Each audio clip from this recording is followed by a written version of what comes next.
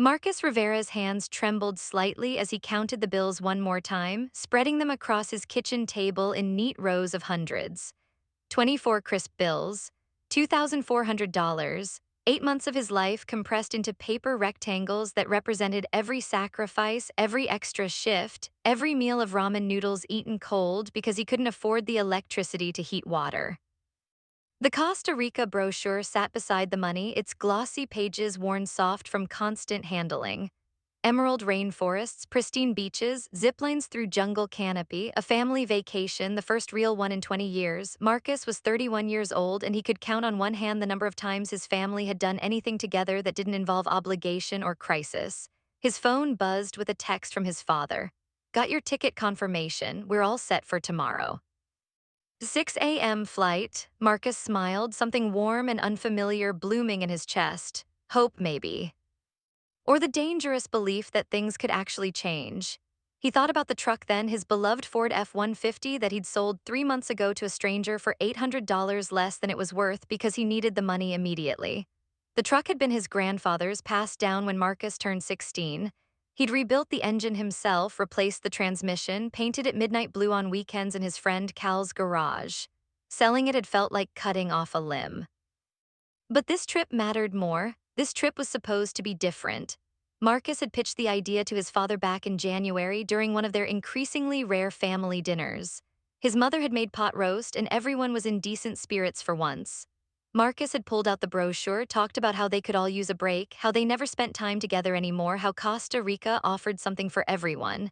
His father, Robert Rivera, had looked at him with an expression Marcus couldn't quite read.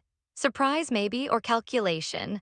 Robert was 58, a man who'd spent 30 years in middle management at a pharmaceutical company, always passed over for the promotions he believed he deserved.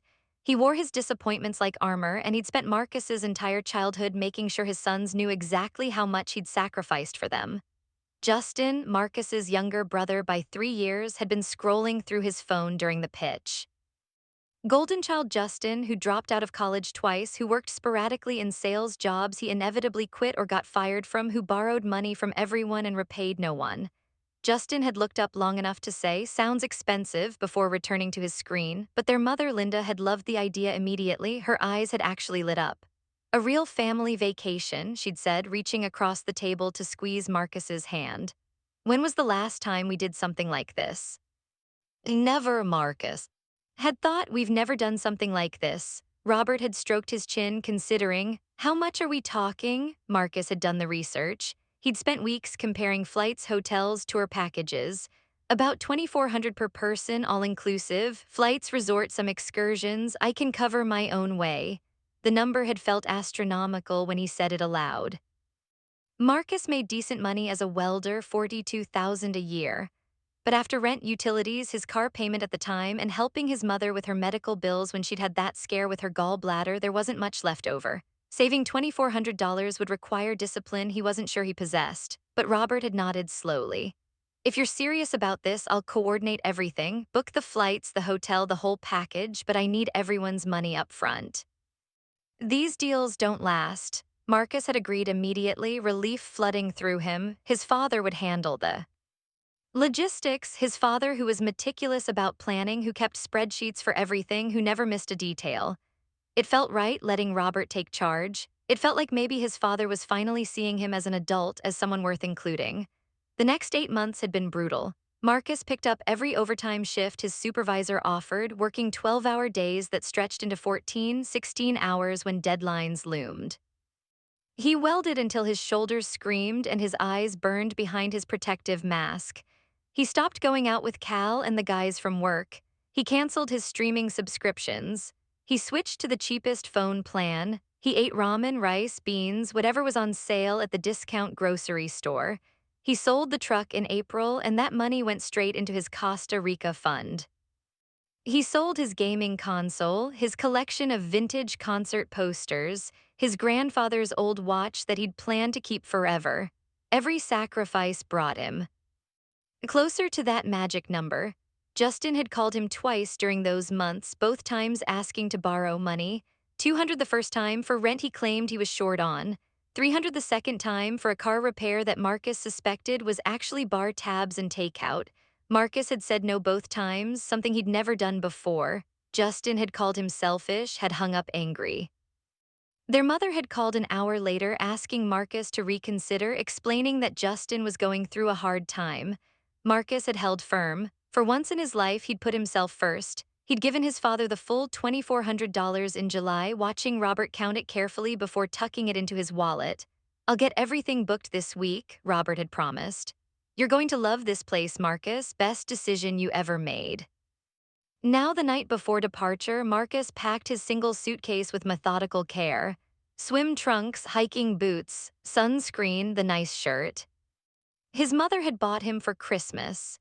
He'd researched every excursion, read reviews of the resort, learned basic Spanish phrases. This trip represented more than vacation.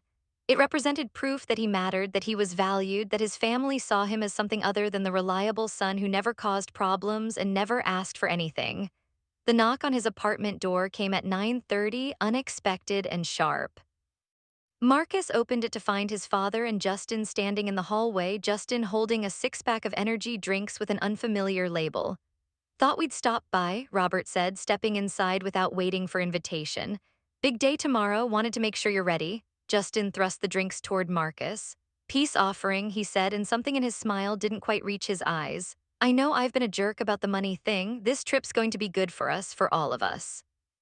Marcus took the six-pack, surprised by the gesture, the drinks.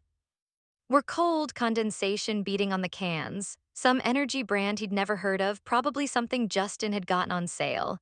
"Thanks," Marcus said, meaning it. Maybe this really was a new beginning. Maybe his brother was finally growing up. They stayed for 20 minutes talking about the flight, about what they'd do first when they landed. Robert seemed relaxed, almost jovial. Justin cracked jokes. It felt normal, easy, like the family Marcus had always wished they could be. After they left, Marcus opened one of the energy drinks and took a long swallow. It tasted slightly bitter, chemical, but he figured that was normal for cheap energy drinks. He finished the can while reviewing his packing list one final time, then crawled into bed, setting 3 separate alarms. Tomorrow, everything would change. Tomorrow, his real life would finally begin. The first thing Marcus noticed was the cold. His cheek pressed against something hard and unforgiving, and his body felt like it had been filled with wet concrete. He tried to open his eyes, but his eyelids weighed 1,000 pounds each. His mouth tasted like he'd been licking batteries, metallic and wrong. Somewhere far away, a phone was ringing.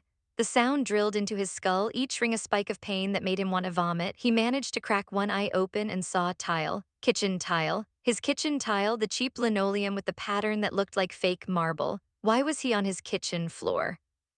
Marcus tried to push himself up, but his arms wouldn't cooperate. His muscles felt disconnected from his brain, responding seconds late to every command. He rolled onto his back instead, staring up at the ceiling fixture he'd been meaning to replace for 6 months. Sunlight streamed through the window above the sink, bright and accusing. Sunlight, morning sunlight, but it looked wrong, too high, too intense for early morning. The phone stopped ringing. In the silence that followed, Marcus's brain began to crawl toward consciousness, dragging itself through layers of fog and confusion. He was supposed to be somewhere. He was supposed to be doing something important, something that mattered. Costa Rica. The thought hit him like ice water. The flight, they had a 6 a.m. flight. He jerked his head toward the microwave clock, and the movement sent the room spinning. The green numbers swam in and out of focus. 1:47 p.m., 1:47 in the afternoon. No, that couldn't be right. He'd set 3 alarms. He'd been so careful. Marcus fumbled for his phone, his fingers clumsy and thick. It took 3 tries to grab it from where it had fallen near the refrigerator. The screen showed 17 missed calls, 12 from his mother, 5 from unknown numbers. And one sent text message, timestamped 5:38 a.m. in his own message thread with his father. "Can't make the trip, something came up. You guys go ahead without me." Marcus stared at the message, his drugged brain struggling to process what he was seeing. He hadn't sent that. He would never send that. He'd been dreaming about this trip for 8 months. He'd sold his grandfather's truck for this trip. He tried to stand and made it to his knees before his stomach revolted. He crawled to the bathroom and vomited into the toilet, his body purging whatever poison was making him feel like death. When the heaving finally stopped, he slumped against the bathtub, sweating and shaking, the energy drink, the bitter taste. Justin's smile that hadn't reached his eyes, "They drugged me." The realization came slowly, then all at once, a cascade of understanding that made him want to vomit again. His father and Justin had come to his apartment last night. They'd brought drinks. They'd stayed just long enough to make sure he consumed the poison they'd brought, then they'd left him here to sleep through the flight, through the trip, through everything he'd worked for. Marcus pulled himself up using the sink, splashing cold water on his face. His reflection looked like a corpse, gray skin, bloodshot eyes, lips cracked and pale. He stumbled back to the kitchen, moving like an old man, and started searching for evidence of what they'd done to him. His wallet sat on the counter where he'd left it the night before. He opened it with trembling hands. His driver's license was there, his debit card was there, but the cash was wrong. He'd had $1,800 in 20s, money he'd kept separate from the trip fund for emergencies and spending money. Now there were only 5 20s left, $100, $1,700 gone. Marcus checked the wallet's other compartments with growing horror. His backup credit card, the one he'd gotten specifically for emergencies, was missing. The small pocket where he kept it was empty. They'd robbed him. While he lay unconscious on his kitchen floor, his own father and brother had gone through his wallet and stolen from him. He found his laptop and logged into his bank account, his fingers still clumsy on the keyboard. His checking account showed a pending charge from yesterday, $847.32 to some resort booking site. He didn't recognize the transaction. He certainly hadn't authorized it. The credit card statement was worse. His backup card, the one that was now missing, showed 3 charges from early this morning: $234 at a duty-free shop at the airport, $156 at a restaurant, and $89 at another shop. They'd used a stolen card to buy themselves treats while he lay drugged and unconscious. Marcus's phone rang again, his mother's number flashing on the screen. He answered it, his voice coming out as a croak. "Marcus, oh thank God, where are you? What happened?" "Your father said you sent that text, but I didn't believe." "Mom," he cut her off, his head pounding.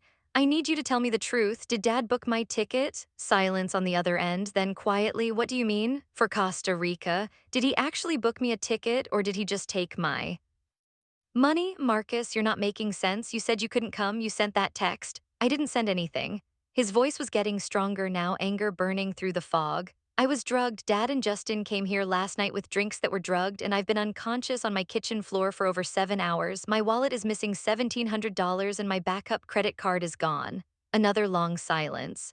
Then his mother's voice, smaller, "That's a serious accusation." "It's the truth. I'm going to the ER right now to get a toxicology screen. And then I'm going to find out exactly what happened to the $2,400 I gave Dad 8 months ago." He hung up before she could respond. His hands were shaking so badly he could barely hold the phone, but it wasn't from the drugs anymore. It was rage, pure and white-hot, burning away the last of the fog. Marcus found the energy drink can in his recycling bin and carefully placed it in a plastic bag. Evidence? Then he grabbed his keys and forced himself out the door, down the stairs to his car. Every movement felt like wading through mud, but he made it. He had to make it. The ER waiting room was half empty on a Thursday afternoon. Marcus approached the desk and the nurse took one look at him and immediately called for a doctor. He explained what happened: the drinks, the lost time, the theft. They took him back immediately, drew blood, started an IV for the dehydration. The doctor who examined him was a woman in her 40s with kind eyes and a no-nonsense manner. She listened to his story without interruption, making notes on her tablet. "The toxicology screen will take a few hours," she said. "But based on your symptoms and timeline, I'd bet money on benzodiazepines or Z-drugs, Ambien maybe, or something similar. The 7-hour blackout, the amnesia, the muscle weakness, it all fits." "Can you prove it?" Marcus asked. "I mean, will the test show exactly what they gave me? If it's still in your system, yes, and given that you only woke up a couple hours ago, it should be." She paused, studying him. "You need to file a police report. What you're describing is assault and theft." Marcus nodded, something cold and determined settling in his chest. "I will, but first I need to know everything. I need to see the whole picture." They kept him for 4 hours while they ran tests and monitored his vitals. The toxicology screen came back positive for zolpidem, Ambien, at levels consistent with 2 or 3 times the normal dose. The doctor gave him copies of everything along with a stern lecture about pressing charges. Marcus drove home as the sun began to set, his body still weak but his mind crystal clear. He'd been drugged and robbed by his own family. They'd planned this. They'd come to his apartment with poison disguised as a peace offering, and they'd watched him drink it, knowing what would happen.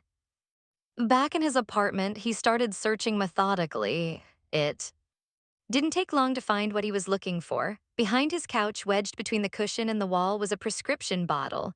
He pulled it out carefully, reading the label, Zolpidem 10 mg, prescribed to Robert Rivera, filled 3 weeks ago. His father had left evidence. Whether through carelessness or arrogance, he dropped his own prescription bottle at the scene of the crime. Marcus set the bottle on his kitchen table next to the energy drink can and the hospital paperwork.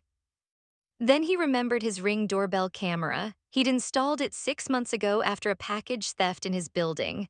He pulled up the app on his phone, scrolling back to early that morning. The footage was grainy in the darkness, but clear enough. At 4:52 a.m., his father and Justin appeared on camera, approaching his car in the parking lot. They looked around furtively, then his father tried the door handle. Locked. They stood there for a moment, conferring, then Justin pulled something from his pocket. Key, Marcus's spare car key, the one he kept in a drawer in his kitchen. They'd gone through his apartment while he was unconscious. They'd taken his cash, his credit card, and his spare key. On the footage, they opened his car and Justin leaned inside for almost a minute before they both walked away, disappearing into the darkness. Marcus sat at his kitchen table, surrounded by evidence of betrayal, and felt something fundamental shift inside him. The hurt was there, enormous and crushing, but underneath it was something harder, something that felt like steel. They'd thought he would just accept this. They'd thought he would wake up, realize he'd missed the trip, and swallow whatever story they fed him. They'd underestimated him completely. Marcus opened his laptop and began documenting everything, every piece of evidence, every transaction, every lie. He took photos of the prescription bottles, screenshots of the Ring footage, scans of the hospital paperwork. He created a folder and backed it up to 3 different cloud services. Then he started digging deeper because he had a terrible suspicion growing in his mind. If they drugged him and robbed him, what else had they done? What else had they planned? He logged into his email and searched for anything from his father about the trip. There were a few messages from months ago, brief confirmations that Robert was handling everything. But no flight confirmations, no hotel reservations, nothing concrete. Marcus's hands stilled on the keyboard. Slowly, carefully, he opened a new browser window and navigated to the airline's website. He entered his name and the flight number his father had given him months ago. No reservation found. He tried different variations, different spellings, different confirmation numbers, nothing. According to the airline system, Marcus Rivera had never been booked on any flight to Costa Rica. The truth crashed over him like a wave. This wasn't just about drugging him so he'd miss the flight. There had never been a flight for him to miss. His father had taken his $2,400 8 months ago and had never intended to take him at all. This had been planned from the very beginning. Marcus sat in the blue glow of his laptop screen, his fingers frozen above the keyboard as the full weight of understanding settled onto his shoulders like a physical thing.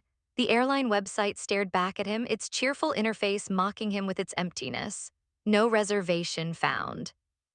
Those 3 words rewrote 8 months of his life, transformed every sacrifice from noble to pathetic, every hope from reasonable to foolish.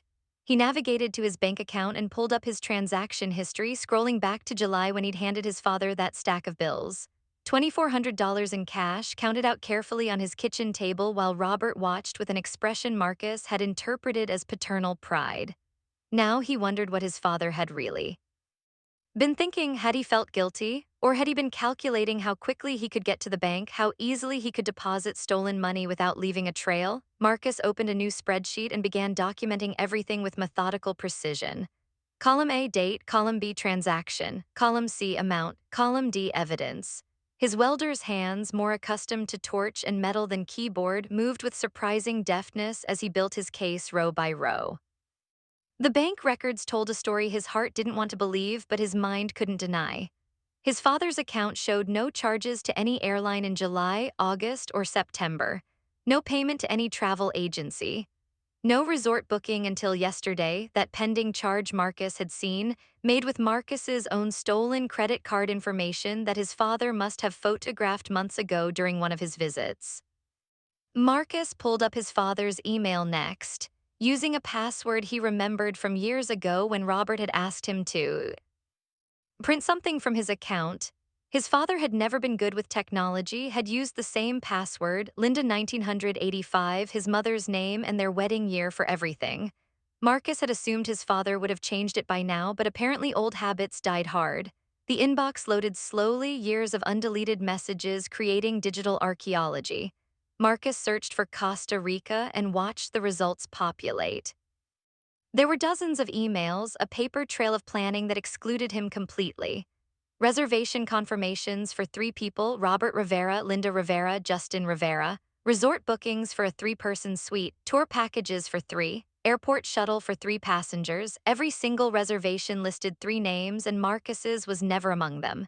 He scrolled through the emails with growing numbness, watching his father plan a family vacation that had never included him. The earliest email was dated February, just weeks after Marcus had first proposed the trip.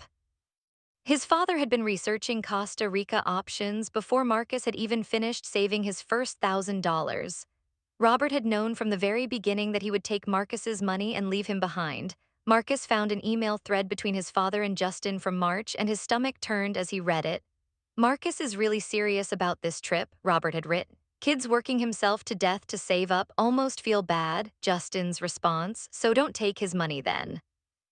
Robert's reply, he offered, besides his contribution means we can upgrade to the better resort, the one with the swim-up bar.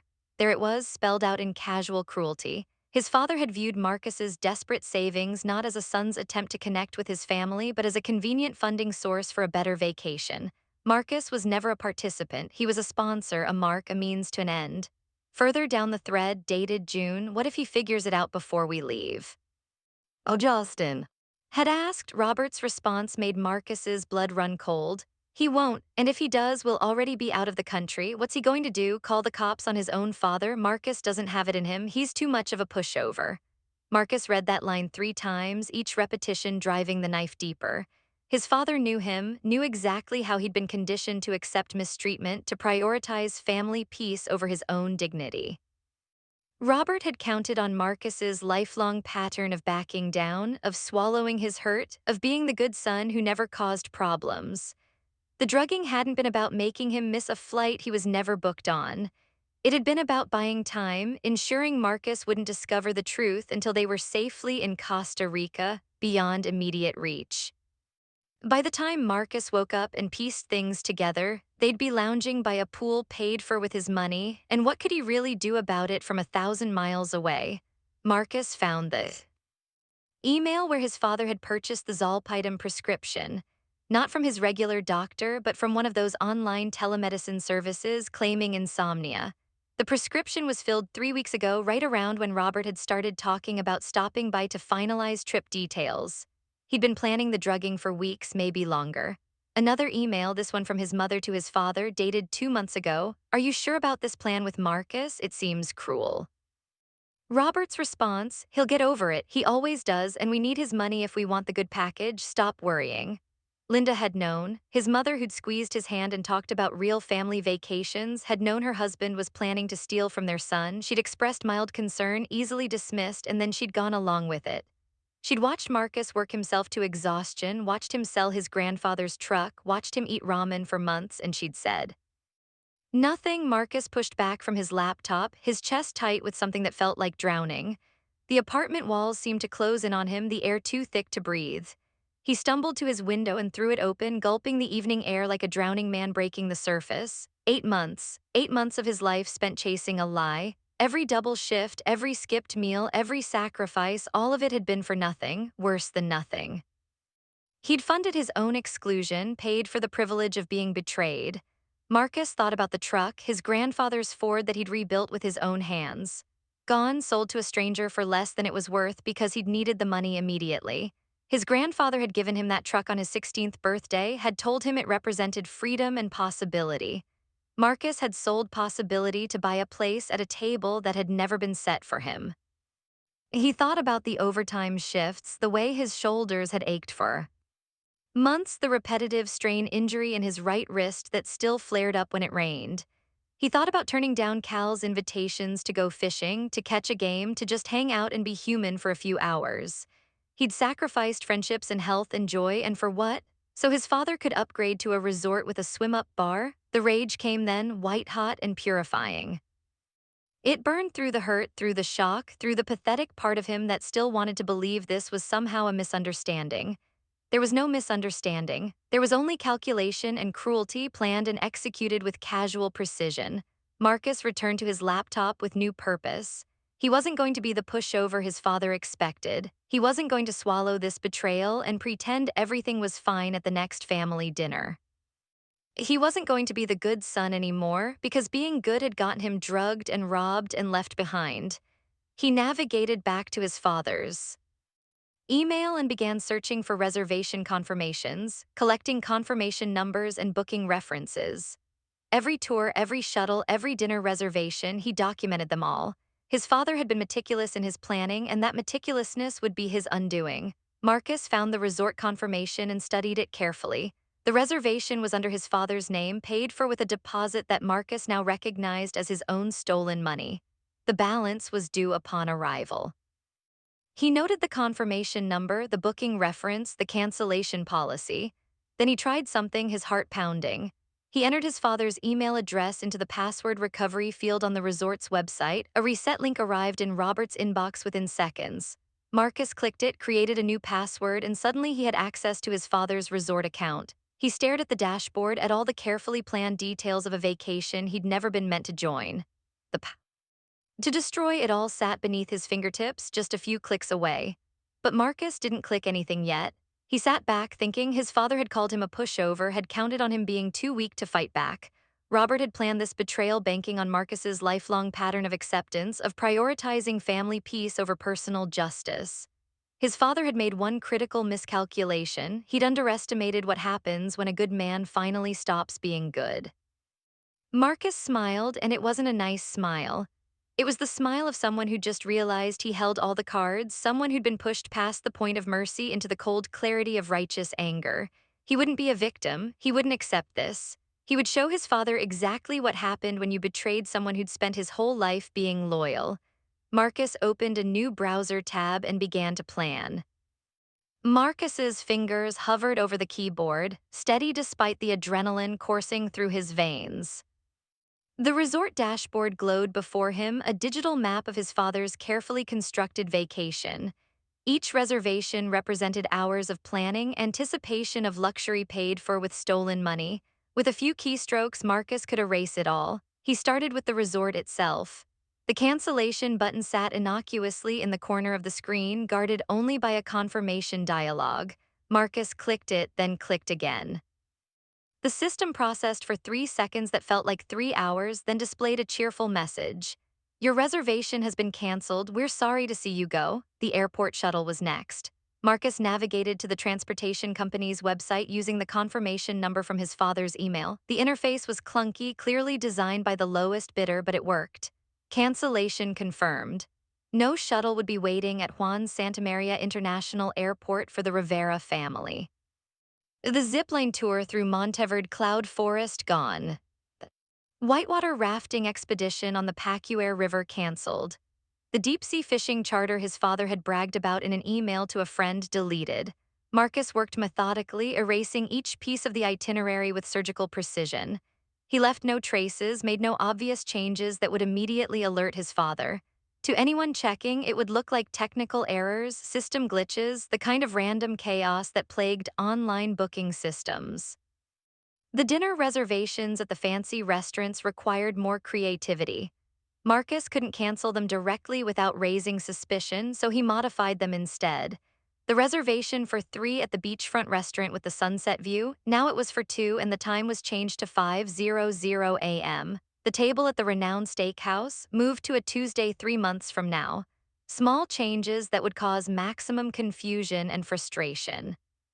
When he finished, Marcus sat back and surveyed his work. His father's dream vacation had been systematically dismantled, and Robert wouldn't discover it until he landed in Costa Rica, exhausted from travel and expecting luxury. Instead, he'd find chaos, but Marcus wasn't done. The rage still burned in his chest, demanding more than passive sabotage. His father had stolen from him, had drugged him, had planned this betrayal for months. Canceling reservations felt appropriate but insufficient. Marcus needed something more, something that would transform his victimhood into agency. He picked up his phone and called Cal, his best friend since high school, the guy who'd helped him rebuild the truck's transmission, who'd offered to lend him money for the trip when Marcus was short. Cal answered on the second ring. Marcus, man, I thought you were in Costa Rica. What happened? Marcus explained everything. The drugging, the theft, the discovery that he'd never been booked on the flight. Cal listened without interrupting, his breathing growing heavier as the story unfolded. Those absolute bastards, Cal said when Marcus finished. Your own father, your own brother, that's beyond messed up. I need a favor, Marcus said. Actually, not a favor, a proposal. How would you feel about a trip to Puerto Rico, leaving tomorrow if we can swing it? Silence on the other end then. Are you serious? Dead serious. I've got $1,800 that my father stole from me, which I'm reporting to my credit card company as fraud tonight. I'll get refunded within a few days. But I've also got vacation time I already requested off, and I'll be damned if I'm going to sit in my apartment feeling sorry for myself while they're living it up on my money. Cal's laugh was sharp and delighted. Hell yes, I can get the time off. My boss owes me for covering his shift last month. Puerto Rico, man, I've always wanted to go there. Me too, Marcus said, and something in his chest loosened slightly. Let me make some calls. I'll text you details in an hour, after hanging up. Marcus contacted his credit card company. The fraud department was surprisingly efficient. He explained that his card had been stolen and used without authorization, provided the transaction details, and within 20 minutes had a new card being expedited and the fraudulent charges reversed. The representative expressed sympathy and assured him the investigation would be swift. Then Marcus opened a new browser window and began searching for Puerto Rico packages. The island had been his second choice when planning the original trip, slightly less expensive than Costa Rica but equally beautiful. Now it represented something more: reclamation. He wouldn't let his family's betrayal steal his first real vacation in 20 years. He found a package deal that made his heart race. A boutique hotel in Old San Juan, walking distance from the historic forts and the vibrant streets he'd seen in photographs. Deep-sea fishing expedition. Guided tour of El Yunque rainforest, kayaking in the bioluminescent bay at Viques. The total came to $1,700 for two people, leaving him money for food and incidentals. Marcus booked it without hesitation, using his debit card this time. Confirmation emails arrived immediately, real reservations with his actual name on them. He forwarded everything to Cal with a message. We leave at 6 a.m. tomorrow. Pack light, bring sunscreen. Cal's response was a string of celebration emojis followed by, "This is going to be legendary." Marcus allowed himself a smile, genuine this time, maybe it would be. The next morning, Marcus and Cal met at the airport, both running on minimal sleep and maximum excitement. The flight to San Juan was smooth, 3.5 hours of anticipation and planning. Cal brought a guidebook he'd apparently purchased at midnight from a 24-hour bookstore, and they spent the flight marking pages and making lists. Mofongo, Cal said, pointing to a picture of the traditional Puerto Rican dish. We're getting this immediately, and these alcapurrias, and definitely trying the rum distillery tour. Marcus felt something unfamiliar stirring in his chest. Happiness, maybe, or the beginning of it. For months, he'd been so focused on the destination that he'd forgotten about the journey. Now, sitting beside his best friend at 30,000 feet, he realized this was already better than anything his family could have offered. They landed in San Juan to brilliant sunshine and humidity that hit like a warm blanket. The hotel was perfect. A restored colonial building with a courtyard fountain and rooms that opened onto narrow balconies overlooking cobblestone streets. Marcus stood on his balcony that first evening, watching locals and tourists mingle below, and felt the last of the shock begin to fade, replaced by something fiercer. The deep-sea fishing expedition the next day was everything Marcus had dreamed about. The charter captain, a weathered man named Carlos who'd been fishing these waters